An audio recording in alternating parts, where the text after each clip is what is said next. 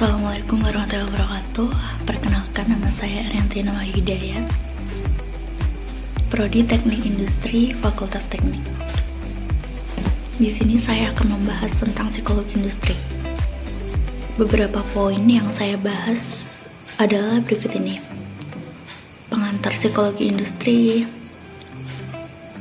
penelitian atau kajian yang mendasari adanya ilmu psikologi industri, dan apa sih manfaat seorang industrial engineer mempelajari psikologi industri.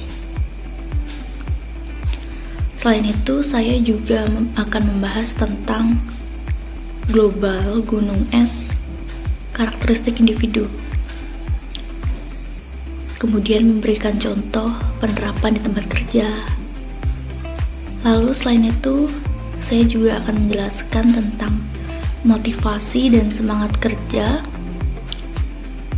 dan contoh motivasi-motivasi yang mendasari manusia dalam bekerja sesuai teori dalam psikologi industri. Yang pertama, saya akan membahas tentang psikologi industri. Psikologi industri terdiri dari dua kata, yaitu psikologi dan industri. Psikologi merupakan ilmu yang mempelajari perilaku manusia di berbagai tempat dan dilakukan oleh profesi psikolog. Sedangkan psikologi industri merupakan ilmu yang mempelajari perilaku manusia khusus di tempat kerja yang biasanya dilakukan oleh profesi industrial engineer. Dalam psikologi industri, perilaku yang dinilai atau diamati di tempat kerja itu ada dua, hal yang tampak dan tidak tampak. Hal yang tampak, contohnya perilakunya di tempat kerja, keterampilan atau skill yang dimiliki, lalu pengetahuan. Pengetahuan itu bisa dilihat dari output yang dihasilkan. Sedangkan hal yang tersembunyi atau tidak tampak itu ada 4, yaitu sikap, nilai, karakter, kepribadian atau attitude, lalu ada persepsi, dapat dilihat dari sikap dia yang ditampakkan. Yang kedua adalah penelitian atau kajian yang mendasari adanya ilmu teknik industri. Kajian yang mendasari adanya ilmu teknik industri merupakan kajian Hawthorne. Kajian tersebut bertujuan untuk mempelajari pengaruh penerangan lampu terhadap produktivitas manusia. Peneliti berharap adanya dampak atau perbedaan produktivitas karena adanya berbagai penerangan lampu.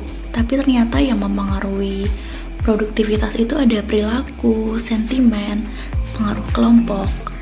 Kesimpulan-kesimpulan itu berakibat pada penekanan baru terhadap faktor perilaku manusia sebagai penentu berfungsi atau tidaknya organisasi dan pencapaian sasaran organisasi tersebut.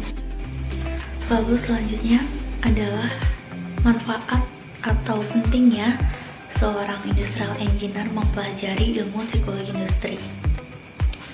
Ilmu psikologi industri sendiri merupakan ilmu yang mempelajari perilaku manusia di tempat kerja. Fokus pada teknik industri itu adalah sistem integral. Secara konvensional itu ada 5M, yaitu machine, material, man, money, dan method. Mesin itu mempelajari tentang mesin, lalu material itu adanya bahan, man, manusianya sendiri, money seperti analisis biaya, ekonomi teknik, untuk mencatat semisal BOP, penentuan bahan baku, tenaga kerja, dan lain-lain. Sedangkan metode itu seperti mekanika teknik, ergonomi, dan lain-lain. Lalu selanjutnya saya akan membahas tentang global gunung es, karakteristik individu. Kemudian memberikan penjelasan secara singkat di setiap komponen dan memberikan contoh sederhana. Yang pertama adalah hal yang tampak, yaitu perilaku. Perilaku itu bagaimana dia menempatkan diri di tempat kerja, semisal memperlakukan atasan, staf, OB, atau satpam sesuai dengan jabatan masing-masing. Lalu keterampilan atau skill merupakan hal yang wajib dipunyai seseorang untuk bekerja. Semisal mempunyai skill AutoCAD, coding. Lalu untuk pengetahuan itu adalah ilmu yang dimiliki untuk mendaftar sesuai kerja yang diinginkan. Semisal kalau tidak punya pengetahuan itu pasti outputnya tidak baik dan banyak koreksi dalam dia bekerja. Lalu hal yang tersembunyi atau tidak tampak itu ada 4. Yang pertama sikap dia ke sesama rekan kerja. Misal aslinya terpaksa bekerja di situ karena kerjanya gak enak, tapi karena harus mencukupi kebutuhan tulang punggung, makanya dia bekerja, tapi tidak sepenuhnya full ke tempat kerja. Lalu nilai apa sih yang ada dalam diri dia itu, yang punya value apa, sehingga tempat kerja atau perusahaan atau organisasi itu dapat tetap mempertahankan dia. Lalu karakter atau kepribadian itu merupakan basic yang penentu buat orang itu bisa survive atau bisa berteman dalam tempat kerja. Semisal kejujuran, disiplin. Lalu persepsi terhadap tempat kerja di mana ia bekerja. Semisal aku kerja di sini tuh karena untuk memenuhi kebutuhan. Lalu gimana dia berkontribusi dalam perusahaan atau organisasi yang tempat ia bekerja itu. Lalu selanjutnya saya akan membahas tentang motivasi dan kepuasan kerja, meliputi pengertian, keterkaitan antara motivasi dan kepuasan kerja, serta manfaat seorang sarjana teknik industri memahami motivasi dan kepuasan kerja. Lalu mengambil salah satu teori dan memberikan contoh-contoh motivasi yang mendasari manusia dalam bekerja sesuai konteks teori yang diambil. Motivasi kerja merupakan sesuatu yang mampu membangkitkan, tapi tidak dapat dilihat.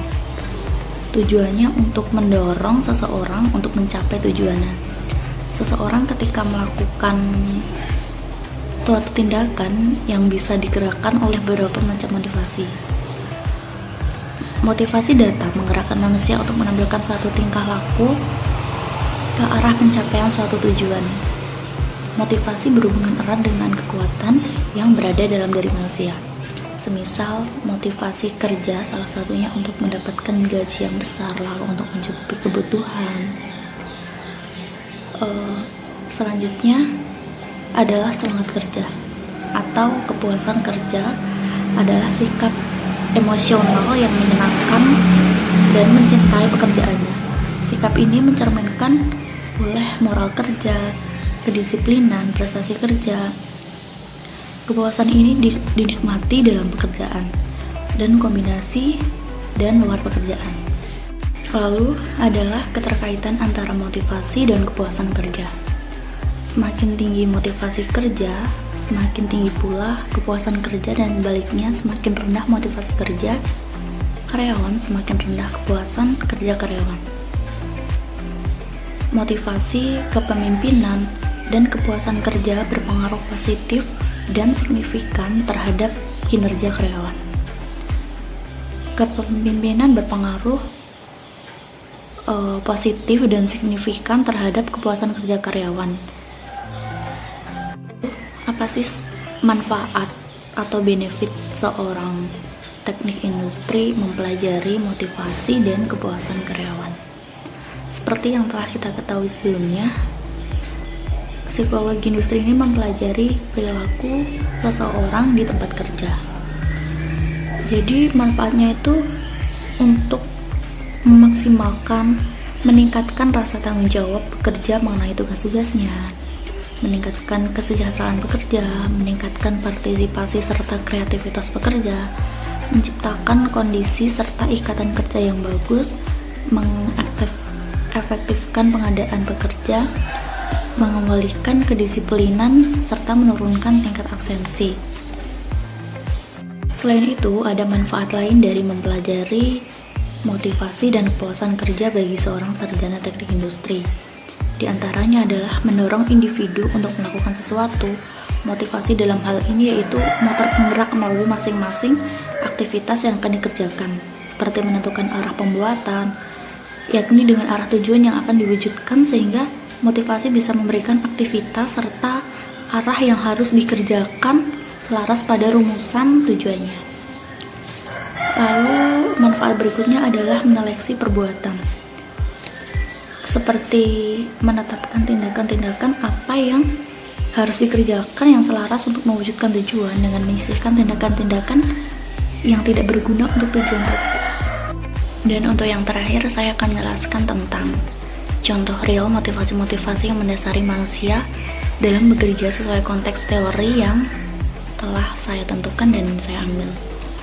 Di sini saya akan menjelaskan tentang need for power atau motif untuk berkuasa, merupakan desire to control other person, to influence their behavior, to be responsible for other people. Maksudnya itu melakukan perbuatan yang dapat menunjukkan pengaruh atau kekuasaan, meliputi mengarahkan, menolong tanpa diminta atau tanpa pamrih, dan memengaruhi orang lain. Selain itu juga melakukan sesuatu yang mengakibatkan timbulnya perasaan sangat positif atau negatif, banyak menaruh perhatian terhadap nama baik atau kedudukan, bawahan menjadi inovatif, tantangan, dan perancangan. Lalu motif berkuasa ini secara perilaku dapat dilihat dari sangat aktif dalam menentukan arah kegiatan organisasi.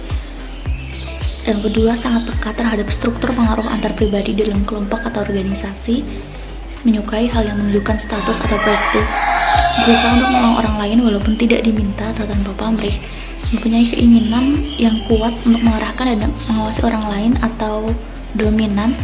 Lalu perilaku orang dengan kebutuhan kekuasaan yang lebih dominan, biasanya pada posisi supervisor, dan mempunyai sifat-sifat kepemimpinan atau leadership yang baik.